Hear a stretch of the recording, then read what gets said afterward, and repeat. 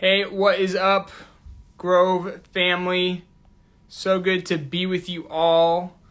Uh, Pat with Dr. Dan and Pastor Dave today, and we're doing it live. Dr. Dan, hello. Hello, David. How you Doing doing? well, you? I'm doing well. Doing well. Hey, well, we're excited to be with you all. Yeah, our videographer is actually in Belize, and so we're doing a little different today. We're doing it live, and it's going to be great. Dr. Dan, your first time going live on Instagram. How do you feel? I don't know. I don't know what this is. Hey, well, we're excited to hop into this. Dr. Dan, first question: do you like dogs? I think that was Uh, a big. yes, Oh, yes. okay. I I like dogs too. I have one. We have one, so There you go. he's our baby. I feel like that was You know, just an important question to ask as we get started. You know, it was a pretty big highlight from the weekend. not, So, not a cat person. not a cat. I agree. Not a cat people. Well, Dr. Dan, tell us what you got for us. Well, I was thinking about humility more in relation to what Daniel shared over the weekend. I think that's definitely in this first part of Philippians 2, the concept that um, Paul is hammering on. Related to unity, I don't think you can pull unity over to the side without humility. I don't think you can pull humility over to the side without unity. They do go together, but the thinking part, the mind part of this in the first 5 verses of Philippians 2 is pretty crucial. Um, so so it's not just a matter of thinking about something, even though you see that thinking terminology there. It is thinking as kind of a way of thinking, a framework for thinking about something, and then the humility, kind of focuses that. And Paul says pretty clearly, I think it's hard to miss this in these verses, that humility is the idea of putting others before myself, the needs of others before my others' needs, uh, the the things of others is kind of the literal idea here. The things of others are to be considered more important than my own. Daniel said really well that that doesn't mean um, that that I never think about myself. Mm. So it's not the idea that I'm pushing myself down. It's not self-deprecation. Oh, I'm such a horrible person, or I'm not important. It's not that idea at all.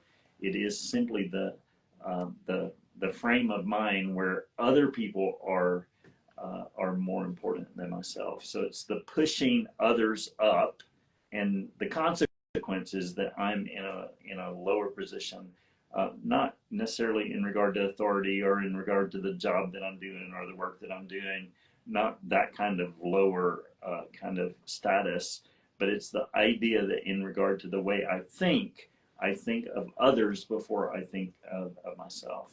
Mm. And I think that's pretty basic uh, to how we should be responding to others as a believer.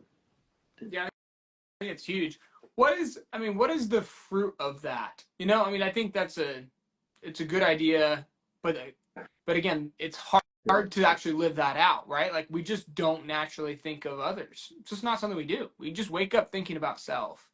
So if we were to live this out, truly thinking of others and thinking of honestly of their good, of doing things for their good, like what is the fruit of that in like the community of believers? Well, I think it's unity. Yeah. Um, I mean, he starts this passage by talking about those unity, stacks up those unity ideas in these verses. Immediately following the stacking up of those ideas at the end of chapter 1. Um, but yeah, when others become my first thought, then I don't think this idea of disunity disrupting what God is trying to do in us individually, or as us in a community, us in a team. So it is the reorientation of our entire way of thinking. Mm. So so even the terminology in ESV in 127, let this manner of life. So this manner, this way of living, is specifically related to this way of thinking that is pushing others up, elevating others, us thinking about them first. So I should be doing it in all of my relationships, but in my relationship with my wife, in relationship with my children, in relationship with my students in my classes at Calvados, in my relationships with you and other staff here at the Grove, are just people that I don't know very well.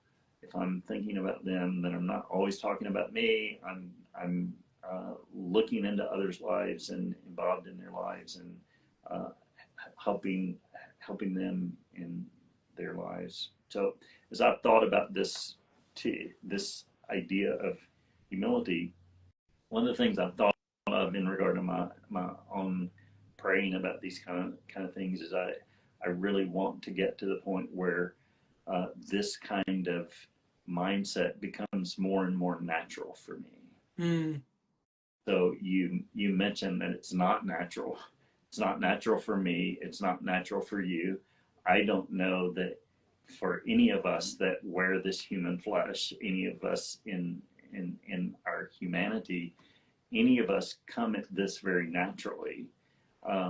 So even someone like me who's kind of laid back and not as strong-willed as some people, there's still not this natural tendency for me to elevate others above myself, and but I want that to be more and more natural. So that's what I'm praying for myself in these days. I prayed it for our leadership team, Yeah.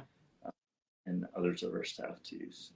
Now, I appreciate those prayers. Thanks for that insight up, Dan. I do love the thought of a church that's unified. Man, it's an unstoppable force for good in communities right where the Lord has put us. And praying that for the Grove, and praying that for all churches of, I believe in Jesus Christ as Lord and Savior. So thank you, Dr. Dan, for joining us. Thank you guys for joining us. Hope you enjoyed 5 Minutes Theology with Dr. Dan and Pastor Dave today, not Pastor Dan. We'll see you guys next week. Bye.